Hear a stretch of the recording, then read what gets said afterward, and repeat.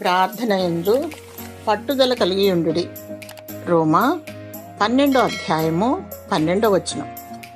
శోధన సహించుకొనుటకును, విశ్వాసాన్ని కాపాడుకొనుటకును, విజయము సాధించుటకును, విపత్తు నుండి తప్పింపబడుటకును పట్టుదలతో కూడిన ప్రార్థన ప్రాముఖ్యమైనది.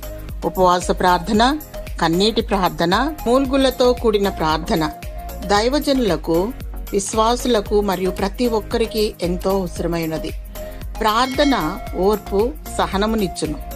ప్రార్థన వివేచన, విడుదల ఇచ్చును. ప్రార్థన స్వస్థత, సమాధానమిచ్చును.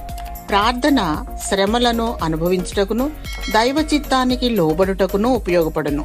ప్రభువైన యేసుక్రీస్తు 2000 సంవత్సరముల క్రితం రాత్రంతా ప్రార్థించేవారు, దినమంతా బోధించేవారు.